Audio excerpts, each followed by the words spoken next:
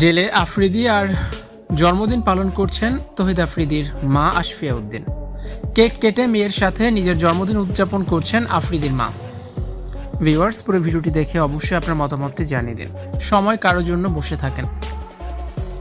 তহিদ আফ্রিদি জেলে বন্দি 7 মাস হলো, কিন্তু কোনো কিছুই থেমে নেই। এরই মধ্যে তিনি পুত্র সন্তানের বাবা হয়েছেন। তবে সোশ্যাল মিডিয়ায় আফ্রিদির মায়ের জন্মদিন পালন করা ভিডিও নিয়ে এখন ব্যাপক আলোচনা হচ্ছে।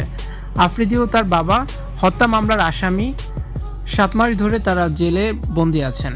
এই কঠিন সময়ের মধ্যেও আফ্রিদির মা নিজের জন্মদিনের কেক কাটছেন। নিজের জন্মদিন পালন করতে ভোলেননি। পাশে আছে আফ্রিদির বোন প্রমি। সবাই মন্তব্য করছে, স্বামী সন্তান জেল বন্দী, কবে জামিন পাবে তার কোনো খবর নেই। আর এরই মধ্যে আফ্রিদির মা কিভাবে নিজের জন্মদিনের কেক কাটতে পারে? এই সময়ের জন্মদিন উদযাপন করা তার কি ঠিক হলো? জেল হাজতে জীবনের ভয়ঙ্কর অভিজ্ঞতা অর্জন করছেন আফ্রিদি। জেলে নির্ধারিত খাবার আফ্রিদি খেতে পারেন না। না খেয়ে আর কতক্ষণ থাকা যায়? বাধ্য হয়ে জেলের সে খাবারই খাচ্ছেন আফ্রিদি। জেল হাজতের খাবার খেয়ে কয়েকবার ফুড পয়জনে অসুস্থ হয়ে পড়েন তহিদ আফ্রিদি। রাতের ঘুম তো আফ্রিদির জন্য যেন হারাম হয়ে গেছে। ঘুমাতে গেলেই চিৎকার চেঁচামেচি করে ঘুম থেকে উঠে যান।